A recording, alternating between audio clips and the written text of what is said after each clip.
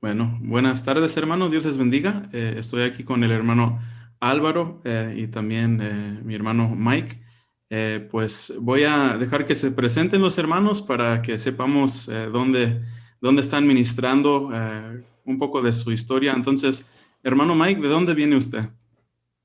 Bueno, originalmente mi país de nacimiento es los Estados Unidos. Soy de un pueblo muy pequeño, pero por los últimos 8 años mi familia y yo hemos estado vivido en España, ahora viviendo en el sur de España.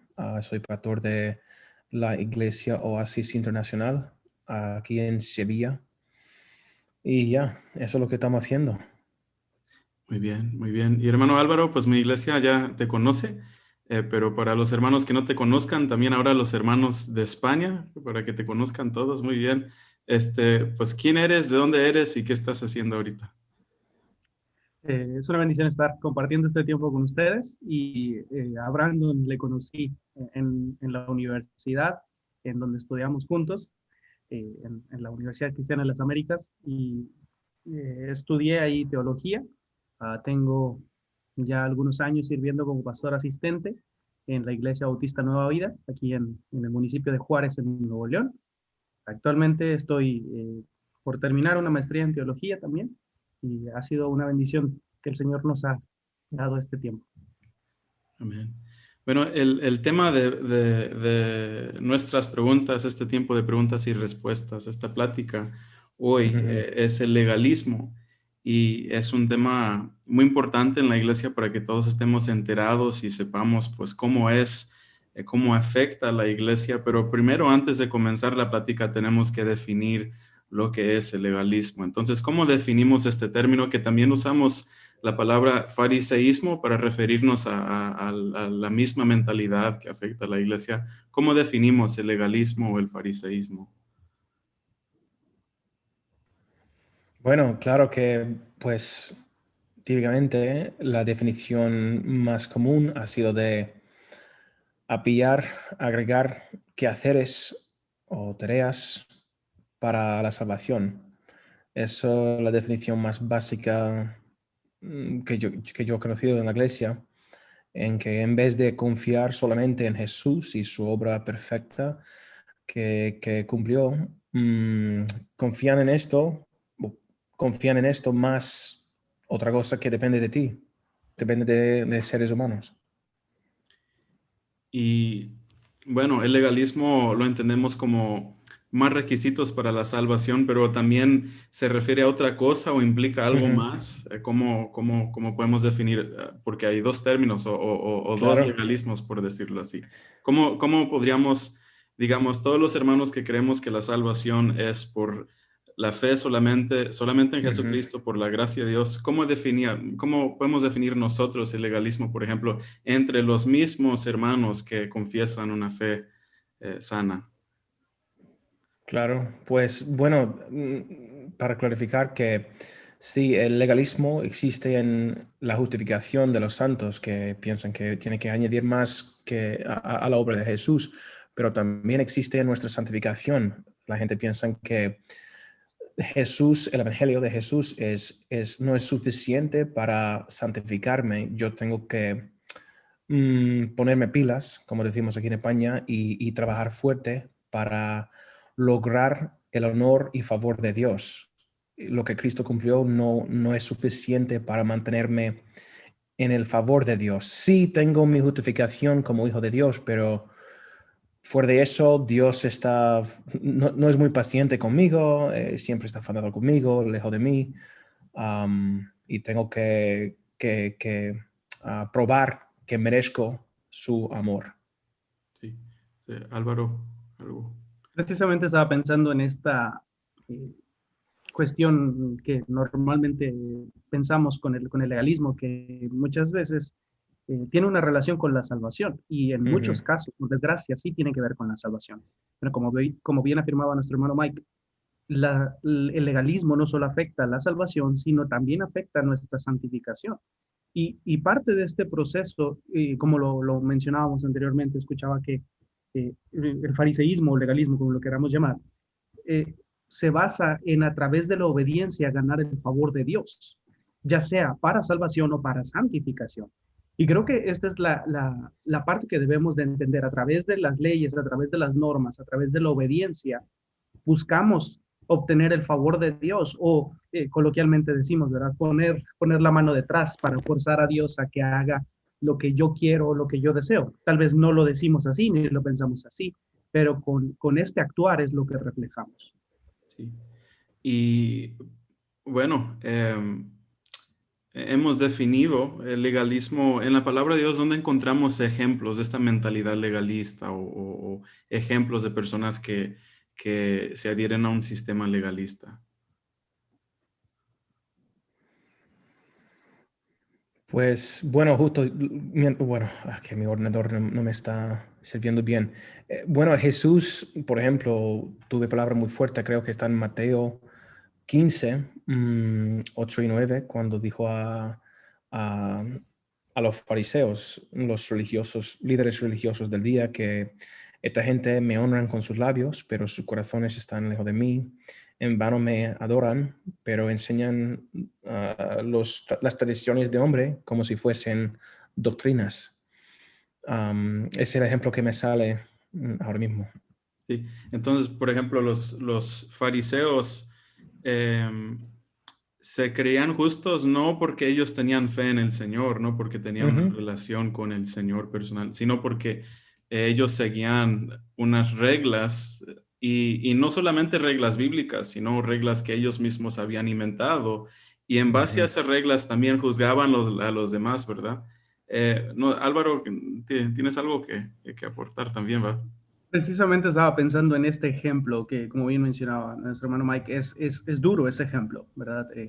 Decían que algunos estudiosos ponían a Juan el Bautista como uno de los eruditos con más fuerza en sus declaraciones, porque su comentario más piadoso hacia estas personas era generación de víboras. Quién nos enseñó a huir de la ira venidera?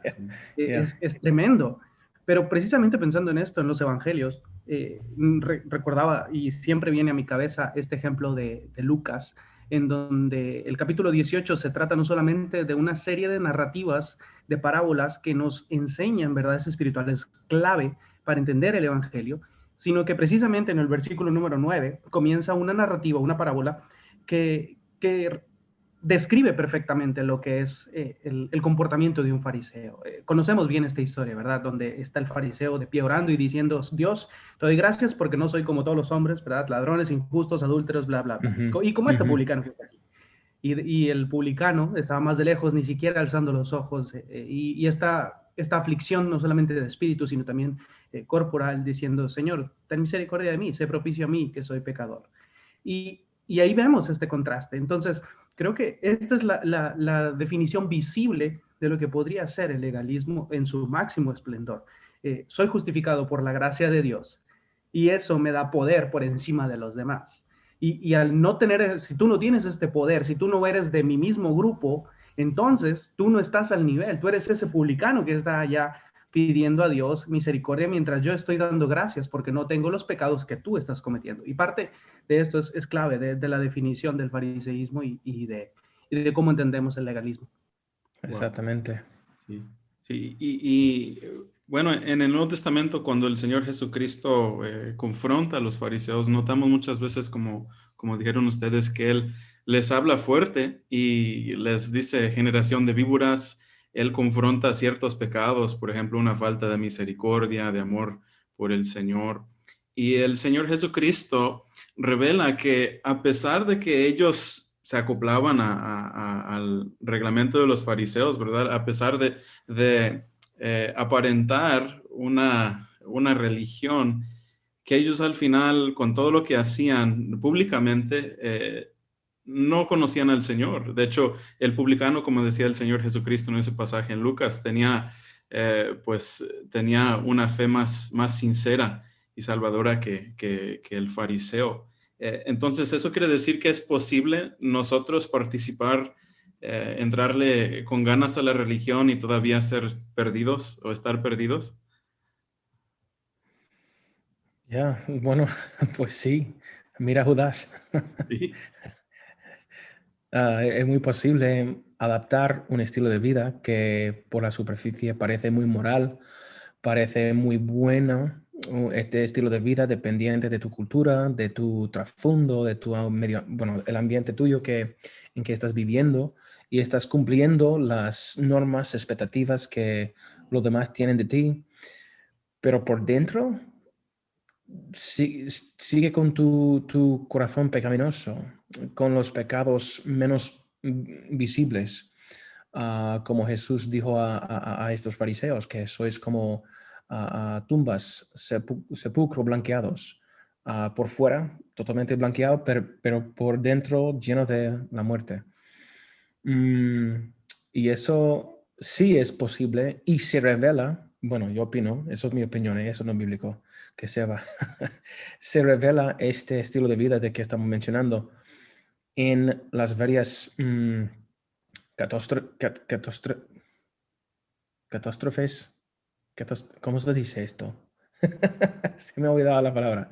Escándalos que hemos visto en la iglesia cuando ves un pastor, un hombre de Dios, etcétera, entre comillas, alguien que tiene una caída inesperada de tirón. Y estás como, wow, ¿cómo le ha pasado eso? Es que nunca hubiera pensado en esto, pero es evidente que un hermano que se cae en este pecado así, muy escandaloso, muy, no quiero decir qué niveles de pecado, eso no es, pero digo que cosas, escándalos como violaciones, robos, todo tipo de, como ni lo puedo imaginar.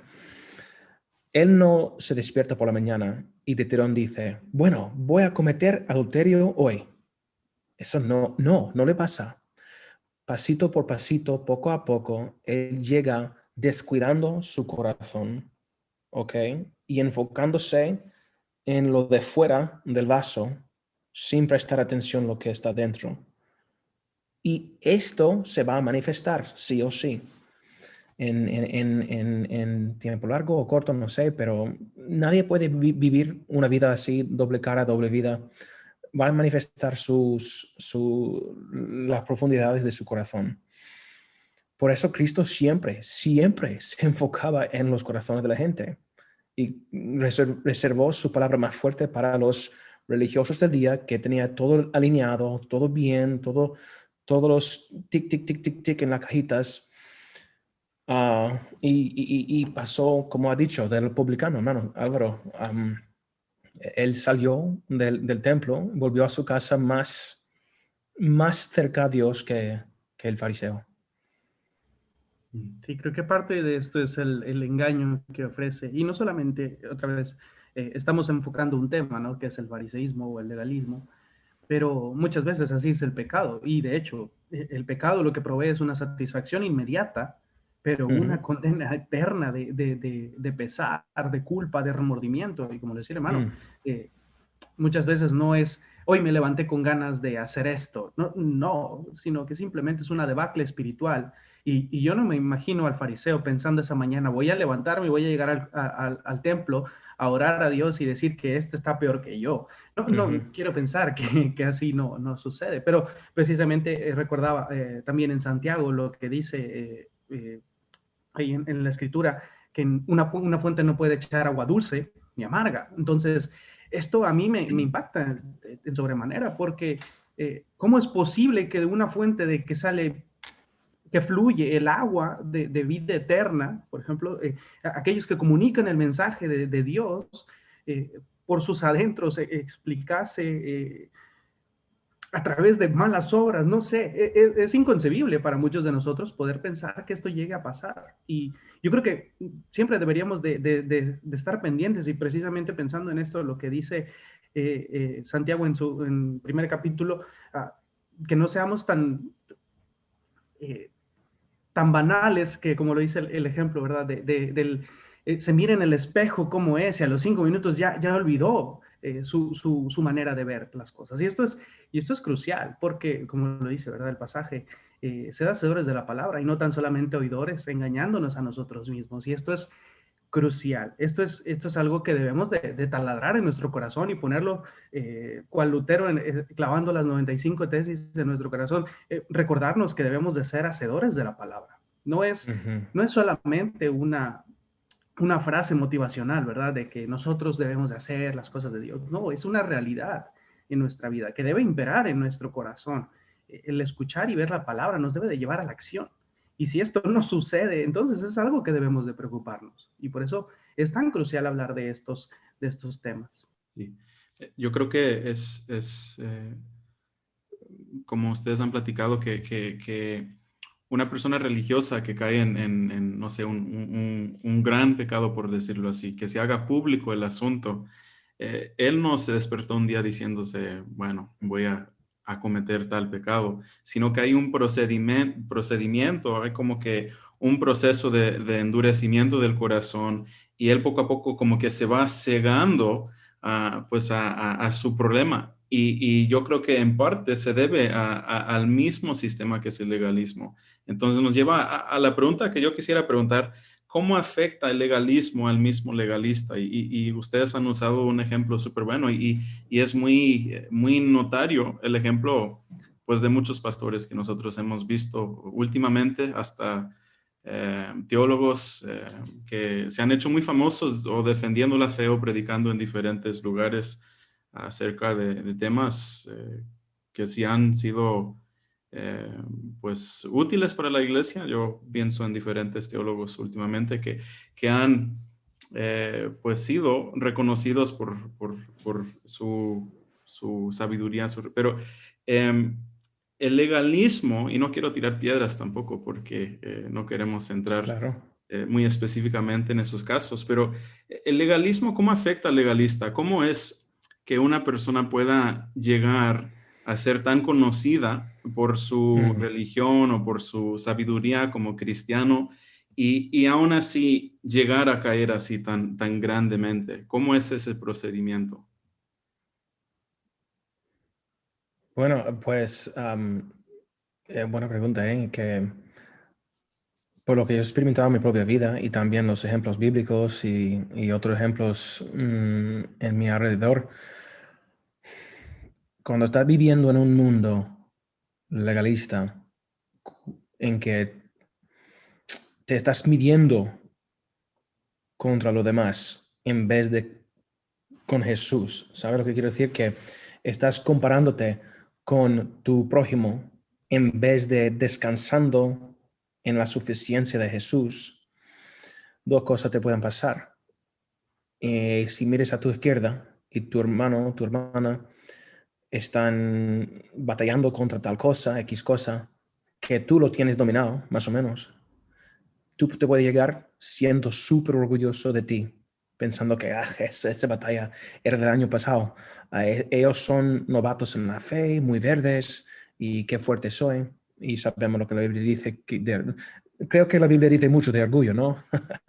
Ah, pero en el otro lado, si estás comparándote contra tu prójimo a la derecha, y ellos están ganando batallas y viviendo la vida victoriosa, y tú estás bien metido en un lío específico, ni te puedes saltar de ello y estás pensando, "Puh, qué rollo es esta vida cristiana, que me siento deprimido, me siento caído, me siento desanimado, me siento tal", y quiere tomar la toalla porque estás mirando al prójimo tuyo que, entre comillas, está ganando las batallas.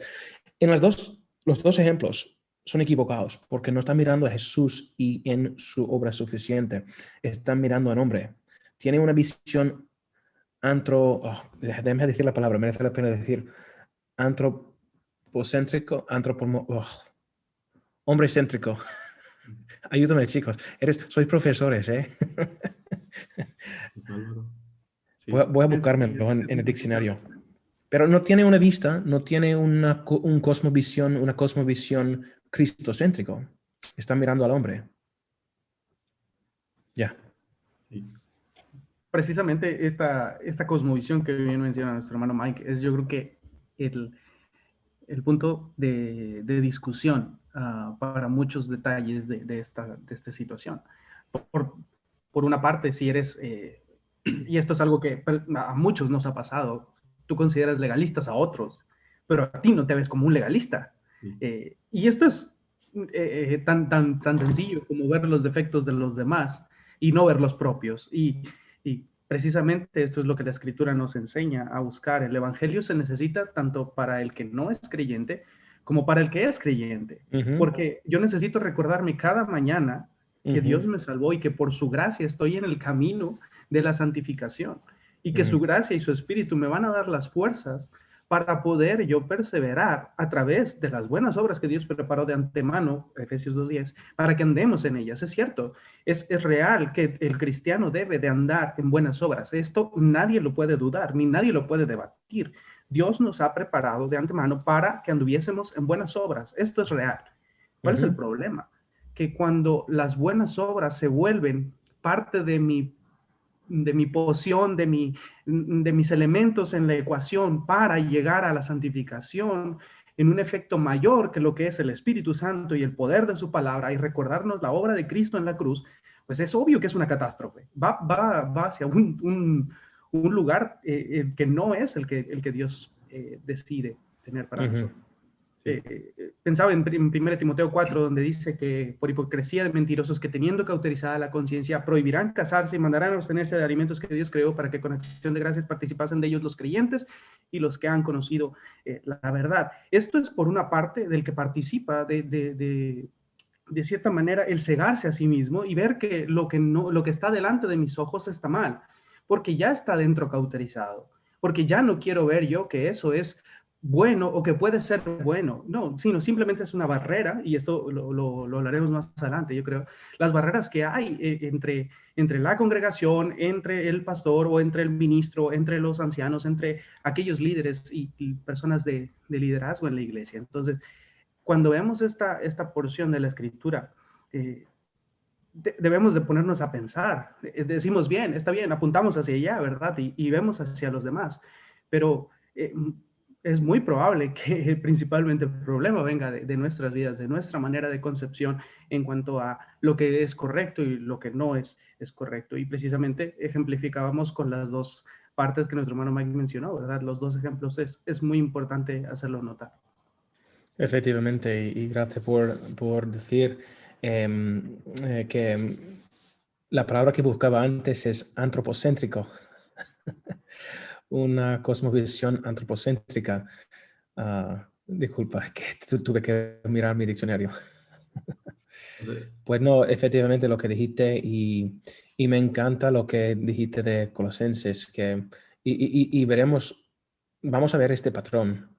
Y literalmente lo que ha dicho Álvaro, en que en el momento en que sí, fuimos llamados a hacer buenas obras, que anduviésemos bien, ¿sabe? Alineados con la palabra de Dios. Pero hay que entender este procedimiento de vivir así, que en el momento en que olvidamos que nuestra identidad debe estar anclada en Jesús y empezamos a anclar nuestra identidad en las cosas que hacemos, es cuando nos convertimos en legalista, fariseo, etc. Pero esto no es decir no hacer buenas obras. Eso no es decir que las buenas obras no importan. No, sí importan mucho, pero vas a ver un patrón en las cartas de Pablo y Pedro y mucho más. En los primeros capítulos de la carta siempre empieza recordando a la gente, los oyentes, quiénes son en Jesús. ¿Qué tesoro tienen en Jesús? Su identidad en Jesucristo. Y al llegar a la segunda parte de su carta, empieza a decir que ahora, porque sois nuevos, echa por fuera las malas obras y ponerse las buenas. Es simplemente así. Siempre empieza con una cosmovisión cristocéntrica y espiritual, recordándoles de su identidad en Cristo, y después las cosas prácticas que hacer. Hay un orden de entender, pero eso es la parte que es engañosa para nosotros seres humanos. Mi tendencia, siendo un hombre pecaminoso, es poner mi atención, enfocarme en lo que está afuera. Me encanta algo que hacer, Me encanta ducharme, afeitarme, cepillar mis dientes. Son cosas fáciles que no requiere trabajo espiritual. Trabajo espiritual sí es trabajo y te cansa, es una batalla espiritual. Pero eso es más difícil que planchar mi ropa, a ducharme, ponerme una corbatita y un traje, irme a los cultos, llevar mi Biblia gigante. Eso es fácil en comparación de arrepentirme vez tras vez tras vez, humillarme vez tras vez delante del trono de gracia, sabiendo y descansando en Jesús cuando mis sentimientos me exigen hacer cosas por fuera. El mundo me lo exige, mis sentimientos me lo dicen también. Mike, no eres bueno, no eres perfecto, tiene que cambiar tal cosa. Pero el Espíritu de Dios me dice, descansa en Jesús, descansa en Jesús. Y después verás como un subproducto de este descanso en Cristo y confianza en Él, un cambio en la vida terrenal. Siempre el orden debe ser así. Pues, yo creo que es muy cierto. Bueno, para los hermanos que no sabían, el hermano Mike tiene un podcast que se llama Religiosos Rehabilitados, algo así, ¿verdad? Y Mm, sí es algo que tenemos que, bueno, con la palabra de Dios y con una relación verdadera con Jesucristo, tenemos que ir sanando, recuperándonos, rehabilitándonos del legalismo, del fariseísmo. Y ustedes platicaron unos buenos puntos acerca de las emociones y cómo afecta el legalismo a uno. Y yo creo que los tres podríamos hablar de nuestra propia experiencia si tuviéramos el tiempo para platicar de la desesperación, la depresión o también como que la soberbia, el orgullo, la jactancia que puede crear el legalismo. Y bueno, en mi vida personal yo experimentaba pues las dos cosas, la desesperación y la depresión y también la jactancia, porque el legalismo va a ser una de dos cosas, o a lo mejor dos cosas al mismo tiempo. Dentro de un movimiento legalista, tú, como dijeron ustedes, tú vas a estar viendo cómo están los demás hermanos y no vas a estar viendo al Señor Jesucristo. No vas a juzgar cómo andas en tu vida espiritual viendo a Jesucristo, sino con que tú estés viviendo un poco mejor que los demás, pues ya te crees mejor que ellos y bueno, digamos, tú te vistes así para ir a la iglesia, bueno, mejor que ellos. Vas bien en tu vida espiritual, ¿verdad? Tú te memorizaste muchos versículos que, bueno, es bueno memorizar, pero no lo debemos hacer para ser mejores que los demás. Bueno, una tachita, ¿verdad? Eres mejor que los demás. Tú fuiste a tal conferencia, tienes tales amigos, predicaste en tal lugar o diste tanto, bueno, mejor que los demás. Pero al mismo tiempo, como dijeron muy bien ustedes, hay dentro de los movimientos legalistas como que mega pastores, mega hombres, que no, ellos tienen, no sé, una unción que es inalcanzable para nosotros y nunca vamos a alcanzar esos niveles de espiritualidad. Y tú viendo el ejemplo de ellos y cómo hablan y cómo la gente les celebra, dices, yo nunca voy a llegar a ese nivel de santificación y yo nunca voy a llegar a tener una relación tan buena con el Señor como la que tienen ellos. Entonces, te desesperas y dices, no, pues, ¿qué me falta? ¿Qué tengo mal yo? Y es por esa razón, como mencionaron, es porque no están viendo a Jesús, sino que están viendo a ujú. los mismos hombres. Pues es peligroso también, como ministros podemos decir que es muy peligroso porque si tú nada más estás viendo que andas mejor que los demás, pues vas a ignorar el pecado que nadie más puede ver. O sea, si tú dices, bueno, yo me he visto bien, yo predico de tal versión de la Biblia, yo me junto con tales personas, yo cumplo con estas normas, yo ando bien, al mismo tiempo, cuando la gente te celebra y te aplaude y todo, pues como que te ciega, ¿verdad? No te deja tratar con el pecado que hay en tu corazón. Y por eso podemos ver en muchos movimientos legalistas que hay hombres que aparentan mucha espiritualidad, pero al mismo tiempo, como ya habíamos platicado, llegan a esos niveles de, como son celebridades, ¿verdad? Y luego cuando se caen, pues lo que pasa, mucha gente o abandona la fe porque dicen, yo los veía como personas muy fieles y personas Yeah. muy entregadas al Señor. Y si esas personas que alcanzaron esos niveles que yo jamás podría alcanzar se cayeron, pues qué esperanza tengo yo de servir al Señor y vivir una vida que da gloria a Dios. No sé si quieren comentar algo así o responder.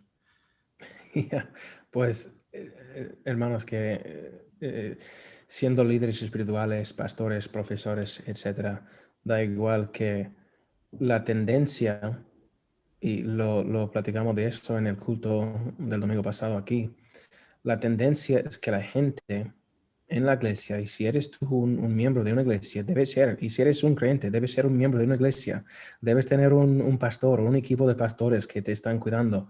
Pero fuera de esto,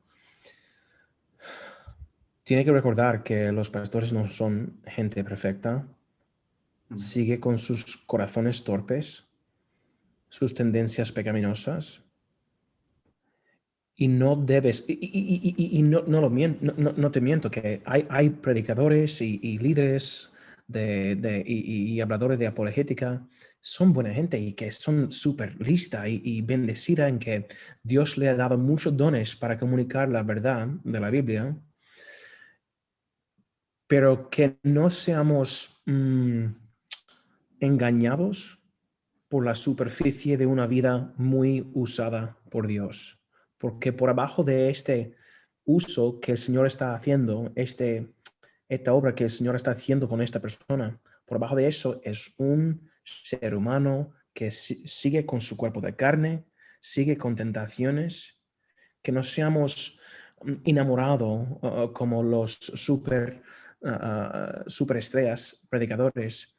Sí, podemos apreciarles, debemos respetarles, podemos aprovechar mucho de sus ensayos y sus vidas, pero recordando que solo hay un Dios, solo hay un hombre perfecto, Jesús. Y si este hermano se cae, Dios mediante, bueno, ojalá no le va a pasar. Mi fe está en Jesús, no en este ser humano bendecido, usado, ungido, etcétera, que sea. Mi fe está en Jesús y el mensaje de Jesús.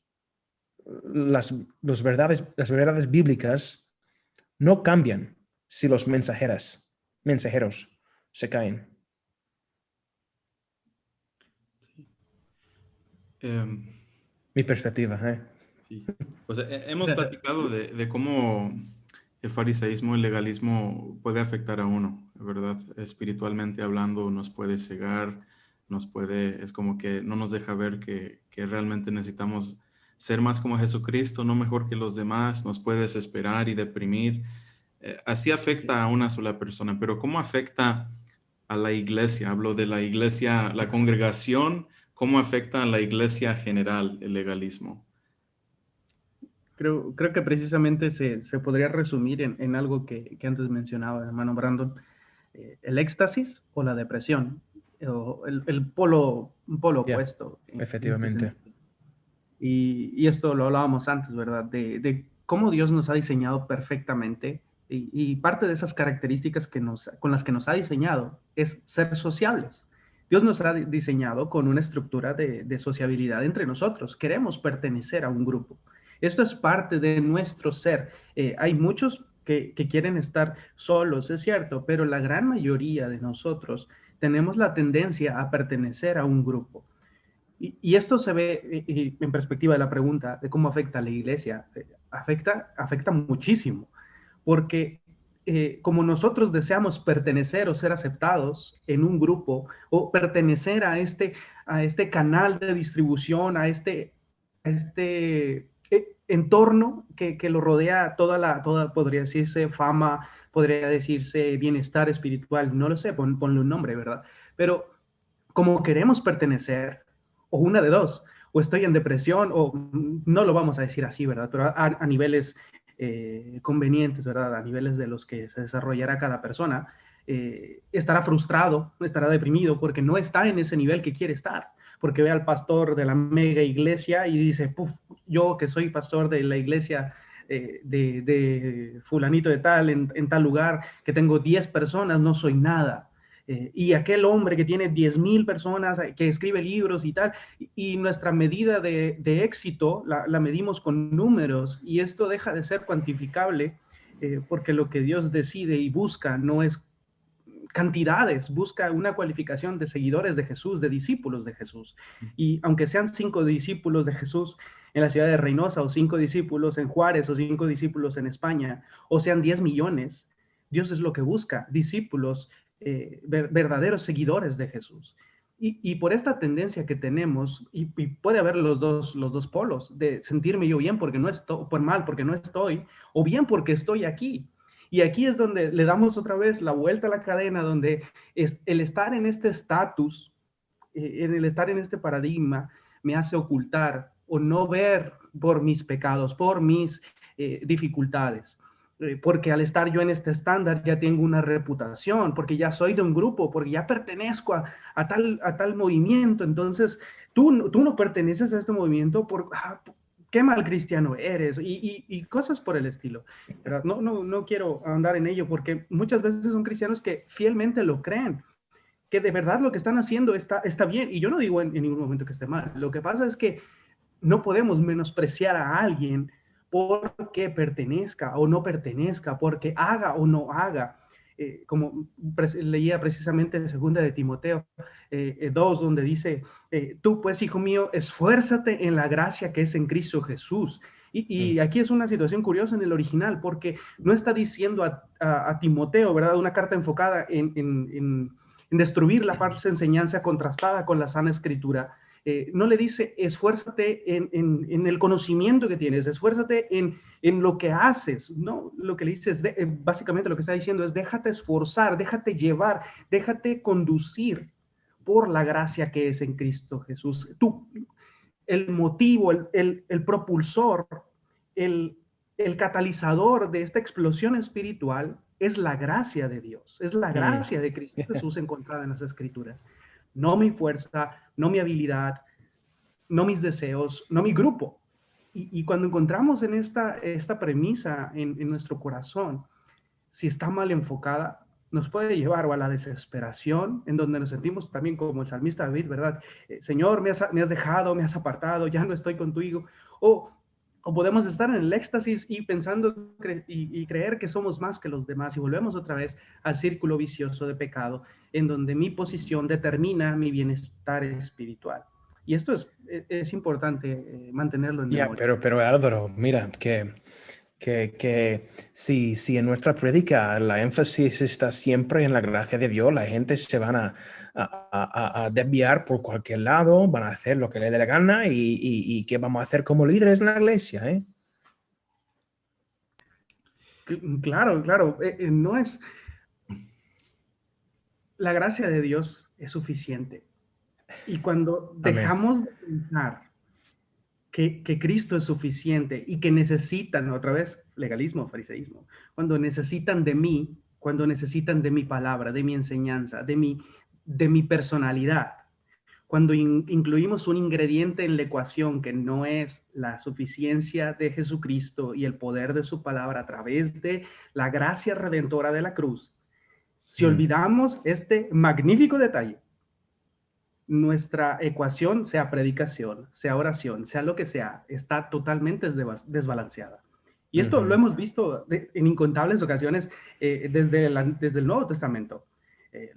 Juan tratando problemas también con los gnósticos, otros creyentes batallando con los judaizantes, tienes que circuncidarte, y ahora necesitas la gracia de Dios para hacer esto y tal. Pero ¿qué de todas nuestras tradiciones? ¿Qué de todo esto que también necesitamos? Y otra vez, volvemos a este círculo vicioso de la desesperación. Y esto es algo normal. Así, y efectivamente que Jesús más nada iguala a todo. Y desafortunadamente como un pastor o un líder en la iglesia, pero también la aplicación viene bien también a los, entre comillas, digo, maduros en la fe, lo que hacemos es pensar que, bueno, creo que es algo nacido de un corazón sincero, pero yo puedo ser sincero, pero también equivocado. Y siendo un pastor, mi corazón es que la gente anden con Jesús, que escuchen a la voz de Jesús, que sean obedientes a la palabra de Dios, como un líder en la iglesia, como un hermano mayor en la iglesia, digo, o un pastor, o quien que sea en la iglesia. Pero digo, la respuesta para esta preocupación o este deseo que tus hermanos anden con Jesús, la respuesta para eso no es control de tu parte, no es manipular por miedo, ni otra cosa de manipulación. Literalmente, cuando la énfasis es la gracia de Dios, la suficiencia de Jesús, ¿okay? La inerrancia de la Biblia. Si la Biblia habla, seguimos. Si la Biblia no habla, ¿quién soy yo de hablar cuando la Biblia no lo ha dicho? Mi punto. La gracia de Dios es suficiente para transformar los corazones. Espíritu Santo es mejor profesor, mejor líder, guía que mí como pastor. Quiero que la gente escuche la voz del Señor, pero eso no viene por control. No son mi gente, son la gente de Dios. La iglesia pertenece a Dios, no a los pastores. Entonces mi trabajo es ser un dedo fiel apuntándole siempre a Jesús. Una flecha, ping, ping, ping, ping, Jesús por este camino. Y Espíritu Santo es el que cambia corazones. Pero ¿sabes algo? Eso requiere fe de los pastores. Este requiere que los pastores tengan confianza en la suficiencia del Espíritu Santo en las vidas de los miembros y la suficiencia del poder de la palabra viva de Dios. Eso requiere fe de nuestra parte. Y es mucho más fácil, en vez de confiar en Dios siendo pastor, confiar en Él, cambiar a la gente, es mucho más fácil para mí asustarles con miedo, manipulaciones, tácticas, estrategias, para que hagan lo que yo quiero que hagan. Es cierto. Em, pues como pastor puedo decir por experiencia que, bueno, suponiendo que todos, porque yo creo que sí, la mayoría de los pastores tienen las mejores intenciones de guiarlos a sus ovejas al conocimiento de Cristo y para que crezcan en la fe, para que sean como Jesucristo. Pero a veces, como dice usted, hermano Mike, es más fácil decir, bueno, yo pienso que no sé, para que ellos sean como Jesucristo, estas son las cosas que yo veo que sus vidas necesitan cambiar en estas áreas. Entonces yo nada más voy a observar su vida que tienen mal y voy a hablar de eso. Y realmente esto nos lleva a una pregunta que vamos a platicar. ¿Cómo afecta el legalismo nuestro estilo de predicación, nuestro estilo de predicar a las ovejas?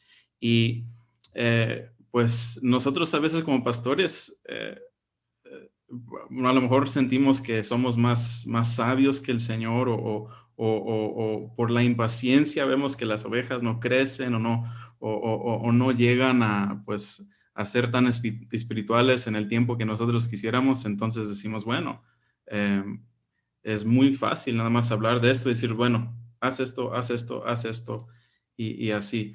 ¿Cómo afecta el legalismo nuestro estilo de predicar?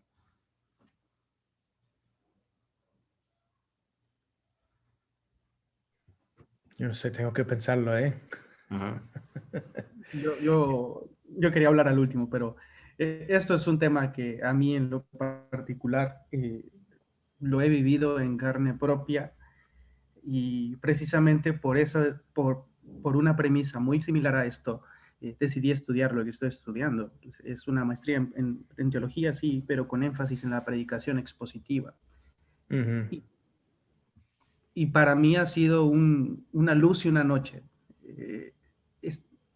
No puedo llegar, no puedo llegar a entender cómo sucede, pero entiendo que los pastores tengan la mejor y mayor motivación. Y precisamente como Brandon bien decía, el pastor tal vez puede tener una madurez de años en el ministerio, de una vida que le avala y de sermones cargados no solamente de la escritura, sino de testimonio y verdad en su andar. Y esto quiero dejarlo muy en claro. No estoy en ninguna manera menospreciando el trabajo de hermanos que nos han enseñado la fe. En ningún momento lo estoy menospreciando. Doy gracias a Dios por estos hermanos. Pero también creo que nuestra perspectiva del entendimiento de las escrituras no debe ser como la bolsa de papitas, la bolsa de sabritas, ¿verdad? Que te dan una bolsita, la abres, listo, esto es todo. No. Nuestro entendimiento, y principalmente como pastores, o como enseñadores de la escritura, maestros de la palabra, nuestra preparación no termina, nunca termina. ¿Cuándo dejamos de aprender de la escritura? ¿Cuándo dejamos de maravillarnos con la gracia de Dios? Otra vez, volviendo. ¿Cuándo dejamos de maravillarnos? En el momento en el que yo me dejo de maravillar. Y otra vez, la ilustración perfecta, ¿no? No es del microscopio, ¿verdad? Oh, mira, estoy encontrando verdades en la escritura. Aquí, yo por encima de la escritura, viendo estos grandes descubrimientos. Y quisiera animarnos a pensar que no es esta perspectiva de yo por encima viendo sobre los microorganismos, ¿verdad? De este microscopio. Yo quisiera animarnos a pensar que es a la inversa, que es mi yo sentado en un lugar abierto, con un telescopio apuntando al cielo y diciendo, cuán insondables, Señor, son tus caminos.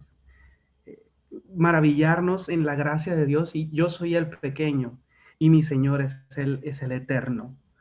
Cuando nosotros nos vamos para el lado de que yo estoy por encima de la palabra, nuestra predicación lo refleja. Y yo creo que bien va a mencionar a nuestro hermano Mike sobre estos ejemplos, pero me hacía mucho pensar, y yo soy fiel defensor de la exposición sistemática de las escrituras. Y podríamos ahondar aquí de ilustraciones y de momentos, de anécdotas en los que tal vez el tema no lo quiero tratar, pero está en el texto. El momento no lo quiero poner, pero este es el texto que se toca exponer en la escritura. Y hermanos, yo creo que ustedes lo han visto en sus iglesias, en momentos en los cuales uno decía, ¿por qué nos toca hoy predicar? No sé, ahorita precisamente estamos en la carta de Corintios, y pensar en por qué estamos predicando el día de hoy la carta de Corintios, y pensar, platicábamos entre pastores antes de tomar decisión cuál carta continuábamos exponiendo. Y decíamos, bueno, pues es una iglesia con tales necesidades, y empezamos a compartir estas necesidades, y mientras más exponíamos la escritura, más situaciones de las que describe el libro estábamos tratando en ese mismo instante. Y es impresionante cómo Dios utiliza su palabra para no devolverla vacía. No vuelve nunca la palabra del Señor vacía. Y podríamos hablar mucho más de otras cosas, de cómo la predicación necesita estar enfocada en Cristo, pero quisiera dar el lugar a nuestro hermano Mike para que también pueda compartirnos de esto, porque esto es muy, muy importante mencionar para aquellos que somos maestros, ancianos, pastores, líderes en nuestras iglesias. Claro, de verdad que, wow, ya me has dado mucho que pensar, y mientras estaba hablando que yo pensé en una de las primeras veces que prediqué. Yo estuve en el seminario y tuve la oportunidad de dar la palabra en un grupo de jóvenes de 15 años, 16 años más o menos. Y mi manera de predicar en ese entonces, un grupo de 60 jóvenes más o menos, ¿sabe? Y jóvenes de los barrios bajos, ¿se puede decir eso? Barrios bajos de Chicago. Entonces han tenido unas vidas muy duras hasta este momento en su vida.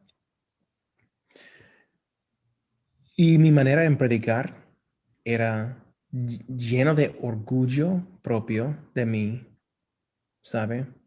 Bien vestido, y también los gestos y mi manera de compartir la palabra, copiando otros pastores de quien he escuchado, gritando y diciendo tonterías, no ofreciendo un mensaje de esperanza, ni dirigiendo la conversación a ninguna cosa específica, pero fue más como un espectáculo. Y yo me acuerdo en este momento de teatro, porque lo veo ahora como un teatro inútil, yo empecé a gritar y decir y sois sucios, diciéndolo en general a la audiencia, ¿no? Y hubo un joven, un hombre joven, un chaval de 15 años, algo súper fiel, siempre estaba en la iglesia cada domingo. Y en el momento de decirme, sois sucios, mis ojos llegaron a los suyos y su cara tuve parecía como algo de shock en su cara, como que ni lo podía creer, porque este niño deseaba a Jesús y quería crecer en la fe, y mi manera de predicar le estaba haciendo daño. Y en este momento el Espíritu Santo me tocó el corazón diciendo, Mike, que te calles, idiota, porque estás mal usando esta oportunidad de compartir Jesús con este grupo de jóvenes. Y en vez de eso estás haciendo un espectáculo de prédicas. Mirando por atrás, es muy evidente el orgullo de mi corazón, esta jactancia que fue mencionada, en que, bueno, yo soy el erudito, he graduado en el seminario y soy un líder en la iglesia, tal, tal, tal. El legalismo afecta a la prédica así, y el púlpito y el trabajo de dar el sermón se cambia más, en vez de sanar heridas, hacen heridas a la gente. Porque no es cristocéntrico, es totalmente distinto. Entonces, bueno, si estamos predicando, como has mencionado, Álvaro, en una manera, versículo tras versículo tras versículo, yo no tengo mi propia agenda. Tengo que seguir la Biblia, su contexto, su manera de entregarse a nosotros. Y no hay oportunidades para mi orgullo, y eso me mantiene humilde. Me mantiene humilde. Y otra vez hemos vuelto a eso. Los pastores no confían en el trabajo del Espíritu Santo y el poder de la palabra de Dios, y por eso tienen que inventar cosas que predicar para mantener a la gente obedientes. Yo necesito que alguien me predique a mí, ¿eh? Yo no estoy fuera del contexto de la necesidad del rebaño de Dios. Yo sigo siendo una oveja. Mi papel es pastorear, pero yo sigo siendo una oveja. ¿Quién soy yo pensar que no necesito lo que la palabra me va a decir? Y si estoy predicando en una manera, exponiendo la palabra, me va a transformarme a mí. Y yo he visto mi vida personal, las prédicas más unidas, se puede decir, más poderosas, más afectuosas con la gente, han sido los temas en que Dios me estaba creciendo también, en que Dios me estaba transformando a la vez. Cuando yo estoy dando la palabra a la gente, diciendo que, Señor, me estás tratando ahora mismo con este tema y ahora lo estoy predicando, sí, wow. Y el mover de Dios en estas reuniones es poderoso, porque la única que recibe gloria en estas prédicas es Dios. Y Dios es un Dios celoso, no va a compartir su gloria con nadie, incluso los pastores egocéntricos, antropocéntricos. Sí. Yo podría hablar también de experiencias parecidas a la de usted. Muchas, yo creo que todos tenemos historias así antes pues de reconocer pues, la naturaleza incorrecta de esa forma de predicar en esos sistemas o movimientos. Como dice usted, me gustó la palabra que usó, teatro o espectáculo.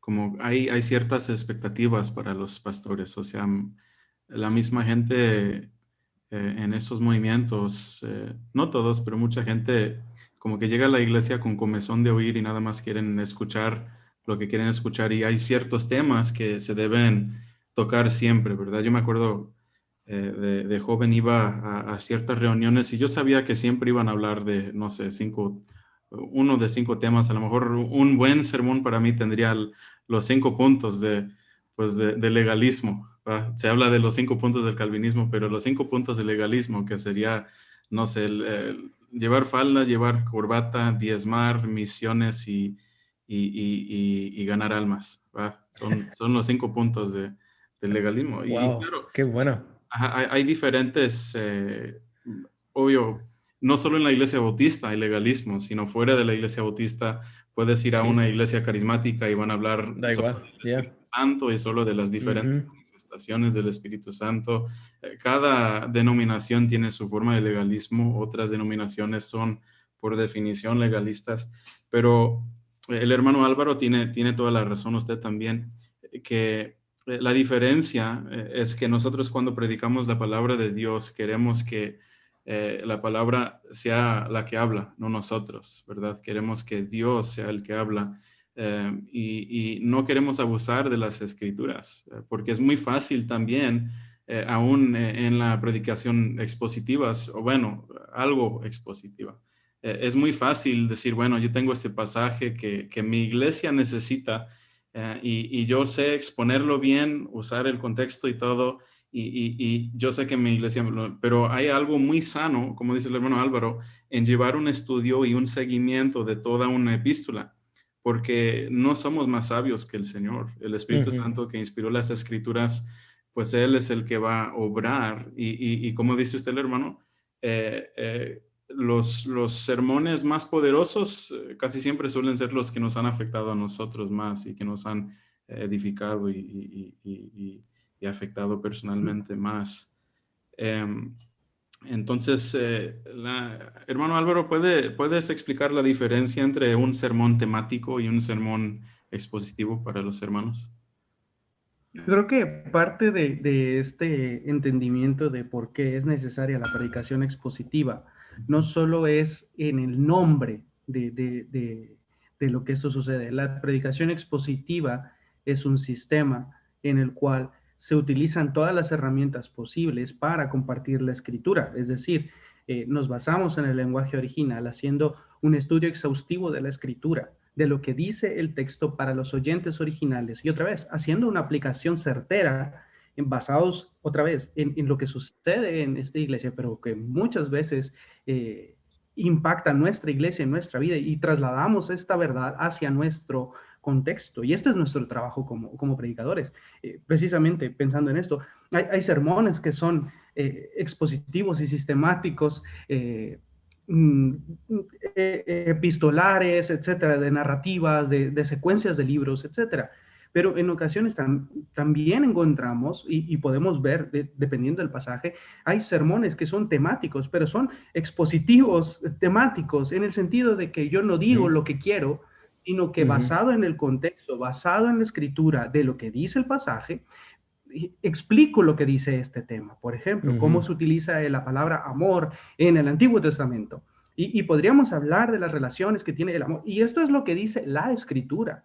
No utilizo estas frases como para tocar los temas que a mí me apetecen, los temas que para mí son relevantes y ahí me los meto. No, no es así, es una mentalidad, más que una manera de predicar, es una mentalidad expositiva, una percepción de cómo transformar, cómo trasladar la escritura a algo entendible para las demás personas, no porque la Biblia no sea entendible, sino porque podemos nosotros y debemos como predicadores escudriñar las escrituras para poder comprenderlas y compartir este conocimiento con las demás personas, que también pueden estudiar la escritura y sacar las mismas conclusiones o deberían sacar las mismas conclusiones, porque el autor y el mensaje es uno. El expositor puede decir y puede hablar de muchas maneras. Podemos decir una verdad de muchísimas maneras. Podemos decir que Dios es amor sin decir la palabra amor. Podemos decir muchas maneras. Y esto es lo que hace rico y fresca la predicación en este sentido. ¿Podemos hacer sermones temáticos? Sin duda alguna, claro que sí. Y de hecho, la escritura nos anima a pensar en esto. Hay sermones que los típicos conocidos, ¿verdad? Sermones expositivos sistemáticos, sermones temáticos, sermones textuales, en donde un texto mismo nos habla de, por ejemplo, y en esto conocemos que el amor es, y pone otras características. Entonces podemos, este texto es un pasaje que nos anima a desarrollar otra vez un sermón basado en las escrituras, textual, pero es con una mentalidad expositiva. No decimos que no es, que no se deba nunca usar un sermón textual, ni decimos que tampoco se debe usar un sermón temático. No, al contrario. La mentalidad expositiva es la que te anima a pensar que lo que diga el texto y lo que viene del texto es lo que yo debo predicar. Y se antepone la diferencia entre si es o no es. No es busco los pasajes que hablan de este tema, no, es a la inversa. Este pasaje habla de la paciencia o el amor o la resurrección de entre los muertos. Entonces, ¿qué significa la resurrección? Por lo tanto, si mi iglesia no sabe o todavía no domina un tema en específico, no lo hemos compartido, puedo tomarme el tiempo para desarrollar una premisa de qué significa esta frase, esta palabra, este momento, esta fiesta en particular. Es algo normal y es algo que la escritura misma nos anima a hacer, pero lo que hace, y por lo que soy partidario de la predicación expositiva, sistemática, es porque nos libra a nosotros como predicadores de tomar temas sesgados por nuestro orgullo y nuestro deseo. Nos quita esta premisa. Y como le decía, hermano, el calendario lo lleva a la escritura. Y si en la escritura, por ejemplo, hablamos de evitar palabras, evitar vanas profecías y vanas palabrerías y vemos otros ejemplos, entonces vamos a hablar de esto y lo que significa esto en su contexto. Tal vez es una sección narrativa, tal vez es una sección epistolar, etcétera. Tratamos el texto de acuerdo a su género gramatical, de acuerdo a su contexto, ¿verdad? Y esto es parte de lo que nosotros debemos hacer, porque es muy fácil como predicadores tocar un tema que yo sé que nosotros le decimos para endulzar el oído del oyente. Sabemos que este tema y este tema y este tema y este tema funcionan. Así que si yo hablo de este tema, la iglesia va a hacer amén y va a gritar y vamos a estar felices y todos contentos. Y pensaba precisamente en un ejemplo de esto. Un hermano, no voy a decir nombres, pero estábamos en una conferencia y un hermano abrió Juan 3:16 y dijo, porque de tal manera amó Dios al mundo, que ha dado su Hijo unigénito para que todo aquel que en cree no se pierda, mas tenga vida eterna. Y empezó a hablar de su experiencia en una cosa, y decía un hermano que iba conmigo en ese momento, decía, pues pudo ser Juan 3:16 o Levítico 13:14 o segunda de Pedro 1:1, porque a final de cuentas la escritura no era la que estaba siendo predicada, era el testimonio, podríamos decirlo, podríamos hablar de esto, pero no era la escritura siendo predicada, era mi concepto. Y yo creo que nuestra percepción de que las personas de nuestra iglesia necesitan escuchar lo que yo tengo que decir nos hace sentir apreciados y por lo tanto llegamos a un declive en donde parece más una dictadura que una exposición de las escrituras. Por otro lado, podríamos llegar a nunca tener esa relación de lo que la escritura dice con mi congregación, y esto no es lo que la Biblia enseña. Debemos de tener mucho cuidado con esto. Debemos de pensar en cómo la escritura expone sus verdades y nosotros como embudos, como estos promulgadores del mensaje de la escritura, debemos estar preparados para ser instrumentos útiles en manos de nuestro Dios. Entonces, nos anima la escritura a cambiar nuestra perspectiva de mentalidad, no tanto en una clase de sermón o de una manera, es una mentalidad, es una interacción con las escrituras distinta. No es tomo los textos para que respalden lo que yo digo, estudio el texto y lo que dice el texto es lo que voy a comunicar a mi congregación. Y si es un tema, es un tema. Y si es una característica, es una característica. Pero si es una sección y es un argumento como tal, lo que, por ejemplo, Pablo está debatiendo y tal, y está diciéndonos todas estas cosas, pues esto es mi trabajo, esto es lo que yo debo de compartir con mi iglesia. Ya que sí, que un ejemplo sí puedo compartir, que el domingo pasado estábamos hablando directamente de lo que estamos hablando ahora mismo y éramos como 15 o 20 y nuestro estilo de hacer culto ahora es más informal, entonces por eso nos da un momento de charlar, un comentario al final del mensaje. Y yo hablaba de la importancia de entender que cada texto tiene un contexto, ni es un pretexto decir lo que quieres decir en la Biblia. y usé un ejemplo con los oyentes ahí en la iglesia, la gente, diciendo que mira, quiero que todo el mundo vea a Deuteronomio 22, versículo 5, que dice que es una abominación que una mujer se viste con ropa que pertenece a un hombre. Y digo, ok, este versículo nada más. Ahora, os exijo que las mujeres no se pongan pantalón otra vez en esa iglesia. Si te la pones, es un gran pecado. Pero eso fue para mí una manera de asustarle, de broma, no de verdad, pero revelar que, bueno, si no entiendes contexto, puedes llegar a conclusiones así. Porque sí, este versículo dice que sí, la mujer no se debe vestir como hombre, pero no hay nada que ver de pantalón. Y también en este texto, la mayoría del texto está hablando de la ley civil de Israel, del Antiguo Testamento. Dije también, bueno, si quieres usar este versículo como tu pretexto, te pregunto también, ¿cómo estás cuidando los nidos de pájaros que encuentras en tu árbol de tu huerto?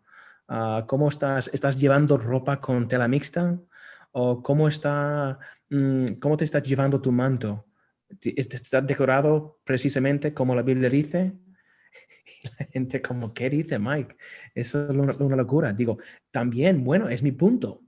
No puedes aleatoriamente sacar un versículo de un pasaje y para basar tu prejuicio, ¿ok? Cuando estás predicando. Y si tú no entiendes que la Biblia tiene un contexto, y no solamente que cada texto tiene texto, la Biblia en sí mismo tiene una mm, gran meta narrativa, digo, y que mi manera de ver la Biblia antes era, imagínate una línea mm, horizontal con varias historias en la línea horizontal. Historias con sus morales, con sus protagonistas, sus villanos, héroes, etc. Bueno, debo ser como Samuel, debo ser como David, debo ser como Daniel, debo ser como tal, este fulano de qué época. Totalmente equivocado en entender la meta narrativa, el contexto de la Biblia entera, que es más como una rueda con varios flechas de historias distintas y gente distinta, apuntando al epicentro, al centro de la rueda, quien es Cristo Jesús. Todos, de Génesis hasta Apocalipsis, cada versículo nos apunta a Jesús. Pero cuando no ves la Biblia así, puedes llegar a cualquier conclusión y interpretar la Biblia según tu propia cultura, según tu propio trasfondo, con tus propios prejuicios, ignorando justamente lo que Álvaro ha dicho, su contexto, su audiencia, su género, etc. Y llegando a conclusiones tan erróneas y, se dice, dañinas en la iglesia. Pues es muy cierto. Me acuerdo muy bien de un ejemplo de un hermano que enseñaba lo mismo que están platicando ustedes, de cómo se pueden manipular las escrituras para decir lo que nos dé la gana. O sea, cualquier enseñanza que el hombre pueda inventar se puede enseñar con las escrituras, claro, sacándolas fuera de su contexto histórico, contextual. Em, y yo, por ejemplo, antes, eh, bueno, a lo mejor igual que ustedes, llegaba con mi idea de lo que quería predicar, los puntos que yo quería ver. Y bueno, yo puedo hablar como bautista de mi experiencia en la iglesia bautista. Soy pastor de la iglesia bautista La Gracia, entonces lo puedo decir. Pues son famosos esos sermones, ¿verdad? De 10 razones. 10 razones por las que debes ir a la iglesia, 10 razones por las que hasta te debes poner una falda, 10 razones por las que debes ir corbatado a la iglesia, 10 razones por lo que tú quieras. Y yo fácil puedo encontrar pasajes de las escrituras sacándolas fuera del contexto para enseñar lo que yo quiera. Y hasta puedo convencer a las personas indoctas para que crean esas cosas. Pero eso no es enseñar la Biblia, es usar la Biblia con una agenda, ¿verdad? Es manipular las escrituras para que digan lo que yo quiera. Pero tratando con las escrituras, algo impresionante, quedé bien impactado cuando empecé hace casi 6 años a predicar en el libro de Juan y después vimos primero de los Corintios. Y yo, pues antes era pura predicación temática, pero no trataba nada con el contexto. Yo estaba todavía en un movimiento medio legalista. Y cuando yo empecé a predicar en el libro de Juan, tuve que tratar con temas que me incomodaban, temas profundas, la elección, la soberanía de Dios, también la deidad del Señor Jesucristo. Y eran temas que yo había brincado porque no eran convenientes para mí en ese momento tratar con esos temas. Pero algo que yo iba aprendiendo y sigo aprendiendo y es de mucha bendición es ver cuánta sabiduría se puede observar en la escritura, porque obvio, hay temas que la iglesia necesita escuchar y todas están ahí presentes en la palabra de Dios. Entonces la escritura, pues es temática. Como usted dijo, cuando vamos a escribirnos cartas, pues vamos a hablar de lo que nosotros queremos platicar, yo a ustedes y así. Pues Dios cuando inspiró la palabra de Dios, Él incluyó toda esa información necesaria para nosotros. Nada más nosotros cuando leemos una carta no vamos a empezar pues en la última oración de la carta, sino que vamos a leer toda la carta para tener todo el entendimiento. Vamos a comenzar, bueno, querido hermano Álvaro, querido hermano Mike, y vamos a ver toda la introducción y bueno, hay un entendimiento que nos conocemos y que tenemos una relación como hermanos en Cristo. Y luego llegamos pues al mensaje de la carta y luego la salutación final de la carta. Y solo así se puede entender, solo así se puede comprender el mensaje de la carta, ¿verdad? Y así es con las escrituras, que nosotros como pastores no tenemos derecho de brincar de un pasaje a otro. Ahora, no quiero decir que no hay momentos cuando necesitamos consultar las escrituras en ciertos pasajes para tratar con temas específicos, pero algo que realmente me ha impresionado mucho de las escrituras es ver que las escrituras son temáticas. Y si nosotros confiamos, como dice usted, hermano Mike, en el Espíritu Santo para hacer su obra, y si nosotros nos dedicamos a exponer la palabra de Dios en su contexto, el Espíritu Santo en el momento preciso, en los tiempos de Dios, y por su poder, no por nuestra sabiduría ni nuestro razonamiento, sino por su poder, Él va a hacer la aplicación a sus corazones. Y eso, pues también a nosotros, para mí, por lo menos, es un gran alivio, porque antes en los movimientos donde, como yo suelo decir esto, a lo mejor se escucha como una crítica muy fuerte, pero hay movimientos en los que los pastores son los doctores o los intelectuales residentes, ¿verdad? Nadie más en la iglesia puede impartir o dar enseñanza, nadie más tiene sabiduría a tal nivel. Y pues yo por lo menos no puedo pastorear así. ¿Por qué? Porque es una carga increíble pensar que yo tengo que llegar con el mensaje para estas personas y yo que soy un pecador y yo soy igual, como dice usted, hermano Mike, yo también soy oveja del Señor Jesucristo, muy necesitado de su gracia. Entonces, cuando descubrí la predicación expositiva en UCLA, de todos los lugares en UCLA, con el hermano Álvaro, con diferentes hermanos que daban enseñanzas. Pues predicar, entonces, pues sí hay cierta carga, sí hay mucha responsabilidad, pero al final la transformación por la palabra no depende de mí. O sea, el trabajo no depende de mis esfuerzos ni de mi sabiduría, sino yo simplemente llego al púlpito con la palabra de Dios y el Espíritu Santo de Dios hace la aplicación. Sí. Y precisamente esta premisa es la que como predicadores no queremos tomar. Nos hace sentir vulnerables, nos hace sentir inútiles, nos hace sentir no necesarios, no como lo que mi iglesia necesita o lo que las iglesias del mundo necesitan escuchar. Y precisamente este es el problema, hermanos. Cuando me veo yo por encima de la gracia de Dios, cuando me veo yo suficiente más que mi Señor, nuestro ministerio, vida y todo está destruido. Si ya llegamos hasta este punto en el que puedo poner mis palabras por encima de lo que mi Señor tiene para su iglesia, y lo veo para mis adentros, y cuántas veces yo no hice esto, o sea, poner mis preceptos, mis ideas, y no las sujetaba al texto, no las sujetaba a lo que la Escritura decía.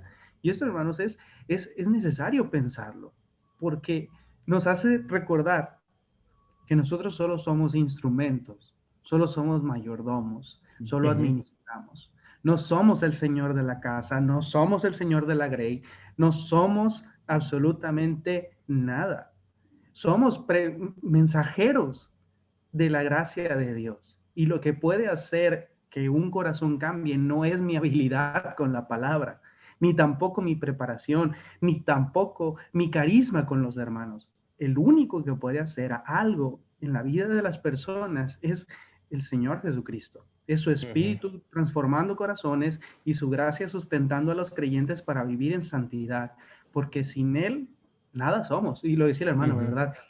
Yo sin Cristo soy nada, pero Cristo incluso sin mí, Él lo es todo, lo es perfecto todo. Y yo necesito aferrarme a Él con esta necesidad latente, incluso como predicador. Es cierto, Pablo dice a Timoteo, ¿verdad? Y a Tito, que sean ejemplos en todo y que nadie los menosprecie como ministros de la Escritura y de la palabra de Dios. Es totalmente cierto.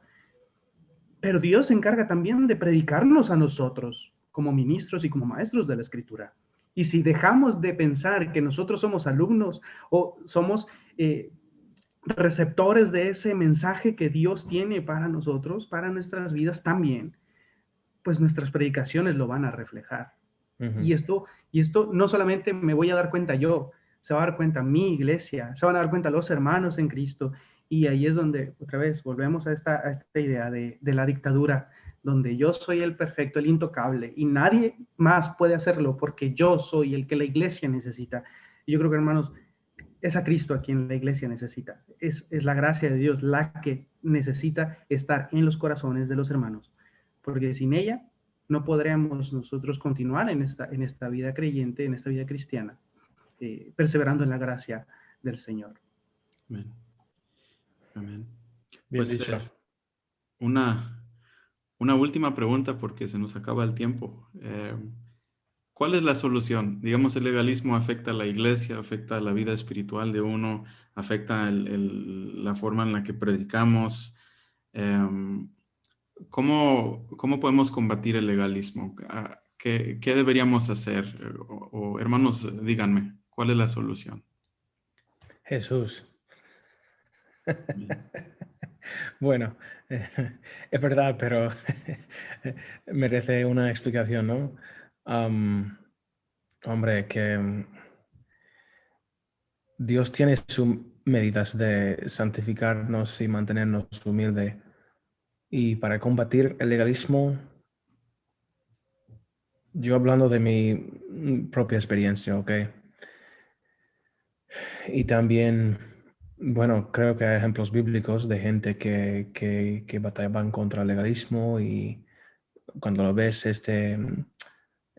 enfrentamiento con Pablo y Pedro en el libro de Gálatas, por ejemplo, pero Dios en su manera muy paciente y con toda gracia para mí, me destrozó, ¿sabe? Me destrozó, lo que quiero decir en destrozarme, que él en un proceso, ¿sabe? Un procedimiento de revelarme mi pecaminosidad. Mike, no eres suficiente. Mike, tiene que caerte cada día, rodearte delante de mí, depender de mí. Mike, deja de buscar aprobación de los demás. Yo soy suficiente. Mike, no estás intentando impresionar a nadie cuando predicas ni en tu vida. No, que sea fiel a mi evangelio. La gloria es reservada solamente para mí. Y Dios en su manera con toda gracia y paciencia poco a poco. Y sigue haciendo esta obra. No estoy fuera, como habrá dicho antes, que nadie va a llegar a un momento de no necesitar del Evangelio, incluso los pastores. Pero bueno, no sé, es que por eso ha sido un proceso y Dios en su misericordia me mantiene humilde. Ah, porque, bueno, mi tendencia es confiar en mí mismo. Mi tendencia es pensar que yo soy el erudito de la iglesia porque soy pastor, soy maduro en la fe. Lo demás no entiende, no tiene nada que ofrecer a mí. Ah, pero sabiendo que Dios es soberano, sabiendo que Espíritu Santo mora en cada uno de los suyos, ¿quién soy yo pensar que no necesito lo demás en la iglesia para ayudarme a crecer y evitar tentación, edificarme, exhortarme, etcétera? Mi papel sí es pastorear, pero yo sigo siendo un ser necesitado. Necesito los dones de los demás para mí. Yo no soy el cuerpo entero, yo soy una parte del cuerpo y los demás me pueden ayudar como yo a ellos. Se me ha olvidado tu pregunta, Brandon. No sé si hemos desviado o no. Pues sí, no. ¿Cómo combatimos el legalismo, el fariseísmo? Y es Bueno, que sí, entonces no se me ha olvidado. Pues lo combatimos con la palabra de Dios. Lo combatimos entendiendo que yo no soy el único que es ungido, digo. Yo no soy el único que tiene el poder de Dios morando en mí, el mismo poder que resucitó Jesús de entre los muertos. Yo no soy el único, ah, no soy un omnipotente. Yo no soy nadie. Yo soy un ser humano redimido. Digo, y eso no es para menospreciarme, ¿eh? Dios sí me ha dado dones. Dios sí me ha bendecido en cierta manera. Dios sí me está usando. Pero para pensar que soy suficiente en mí mismo, es tontería. ¿Ok? Bueno, es mi manera de explicarlo, ¿eh? sí. Estaba tratando de imaginar conceptos o de ponerlo en palabras de qué necesito, qué ingredientes necesito para dejar el legalismo atrás. Eh, y la realidad es que es un pecado basado en el orgullo. Es un pecado basado en el orgullo. Y el catalizador del legalismo no es, hay muchas motivaciones, pero el catalizador es el orgullo, ya sea porque necesito aprobación, porque deseo aprobación o porque busco aprobación deliberadamente. Ujú. Eh, Pensaba mucho en estos versículos, ¿verdad? De palabra fiel es esta: si somos muertos con Él, también viviremos con Él. Si sufrimos, también reinaremos con Él. Si le negaremos, Él también nos negará. Si fuéramos infieles, Él permanece fiel. Él no puede negarse a sí mismo. Procura con diligencia presentarte a Dios aprobado, como obrero que no tiene de qué avergonzarse, que usa bien Ujú. la palabra de verdad. Eh, la Escritura nos recuerda que cada día debo de tomar mi cruz. Y así como usted batalla con la mentira o el orgullo, yo batallo tal vez con el legalismo o con el fariseísmo. Y es algo que es un problema del ser humano, del corazón del ser humano, que la única solución es Dios, que la única solución es levantarme cada mañana, reconocer mi incapacidad y confiar en que Dios Mm. me probará y que me hará sufrir y pasar por momentos de agua caliente en donde saldrá lo que hay dentro de mí. Y si dentro de mí sigue habiendo legalismo, hermano, créeme que habrá cada vez más y más y más, porque las situaciones de agua caliente lo que hacen es sacar lo que tenemos dentro. Y en la universidad hay una ilustración muy conocida, ¿verdad? Decimos la situación de la bolsita de té. Eh, en nuestra vida nosotros podemos tomar un vaso con agua caliente, ¿verdad? Y el agua caliente por sí misma no tiene ni color ni sabor. Y aunque esté fría o caliente, el sabor no cambia. Pero si tú pones una bolsita de té, lo que hay en la bolsita de té es lo que va a salir. Si dentro de esta bolsita de té, que es mi vida, hay dependencia a Dios, hay deseo de agradar a Dios, de someterme a las escrituras, esto saldrá. Pero si dentro hay un deseo de orgullo, un deseo de quitar el primer lugar a mi Dios, de creerme más que los demás, esto brotará. Y ahí es donde el Señor nos prueba, y el mismo Job lo dice, ¿verdad? De oídas te había oído, mas ahora mis ojos te ven. Es una cuestión de personal en la que el Señor trabaja con nosotros, pero necesitamos, otra vez, recordarnos quiénes somos. Seres insuficientes, seres insignificantes. Lo dice el Salmo, ¿verdad? ¿Quién es el hombre para que tengas de él de memoria? Para que lo visites. ¿Quién es el hombre? ¿Qué es el hombre? No es absolutamente nada, es polvo. Pero la gracia de Dios es la que nos da esta fuerza para poder día a día encomendar mi ser, mi integridad, todo el hermano Álvaro, dejarlo a Dios y que viva Cristo más en mi vida y que sea Cristo el que se refleje en mi andar. Porque mientras más me pongo yo deseoso de controlar mi voluntad y no cedo mi voluntad a Dios, esto lo notaré yo, lo notará mi entorno, lo notará mi iglesia, lo notará el mundo entero. Aunque somos buenos para ocultar. Eso es una realidad. Muchas veces el exterior no refleja lo que hay en el interior, pero en muchas ocasiones el exterior sí lo refleja. El interior se ve reflejado en el exterior. Yo puedo vivir una vida doble cara. Y hablábamos de un ejemplo muy marcado, de un hermano que por años predicando la escritura en momentos cruciales para el evangelio, y después de muerto, después de que falleció, se descubren pecados que nunca aceptó. Y decíamos, ¿cómo es posible? Es un ser humano, es un hombre pecador que necesita la gracia de Dios, y por eso la llamada de atención de nuestro Señor Jesucristo es no poner nuestros ojos en los que tenemos de frente, porque Jehová no mira lo que está delante de sus ojos, porque Jehová ve el corazón. Dios nos muestra tal cual somos, y a Él no le podemos ocultar nada. Si nos presentamos a Dios como un obrero aprobado, nuestra vida debería de reflejarlo. Deberíamos nosotros de ser los primeros en decir, soy imperfecto. Y cuando otra vez, el miedo a parecer vulnerable es lo que nos hace meternos en este cascarón, en esta coraza, en esta barrera de yo estoy acá y la congregación allá. Y no es así.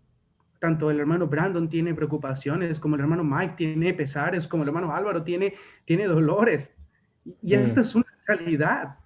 Y cuando aprendemos a tomar la escritura y a compartir a nuestro corazón la escritura y atesorarla, nuestro corazón comienza a cambiar. El Espíritu Santo empieza a hacer trabajo en nosotros. Amén, es que es muy bueno lo que he dicho, y me provocaste pensar en una cosa. Bueno, se me ha olvidado, pero era muy bueno. Bueno, muy edificante la plática. Hermano Mike, ¿puede orar por nosotros para terminar y así? Seguro que sí. Señor, gracias por quién eres tú, Señor, que a pensar de cómo yo soy ahora, en ser vulnerable contigo, Señor, en admitir mis debilidades delante de ti, estoy fuerte. Y eso es lo que pensaba antes en la charla. Mi vulnerabilidad, ser vulnerable con los demás, es ser un buen líder, revelando una dependencia de Jesús. Y nunca debe dejar de ser vulnerable con los hermanos en la iglesia. Gracias, Jesús, por permitirnos descansar en ti. Y no solamente permitir, exigirlo, mandarnos a hacerlo, diciendo que descanse en mí, mi yugo ligero. Yo soy de corazón manso y humilde. siendo nuestro ejemplo, esto debe ser nuestra estrategia, nuestro deseo cada día de vivir así como Jesús, manso y humilde, especialmente los líderes en la iglesia. No somos nadie fuera de un pecador redimido por la gracia de Dios mediante la sangre de Jesús. Y sigue siendo una maravilla, Señor, y que sea siempre una maravilla cada día. Recordándome, Mike, que seas dependiente, que seas vulnerable con Dios, que confíes solo en Él y nada en ti. Eso me da esperanza y me hace libre, porque llevar la carga de merecer, llevar la carga, Señor, de ser aprobado por lo demás o aprobado por mí mismo, me exhausta, es duro. Gracias por el descanso que nos has dado, Jesús. Espíritu Santo, gracias por ser nuestro guía en lo diario. Y Dios mismo, soberano, gracias por este plan que has manifestado en este mundo con nosotros, los tuyos, y que seamos fieles a ti para glorificarte en todo. En tu nombre, Jesús, oramos. Amén. Amén. Bueno.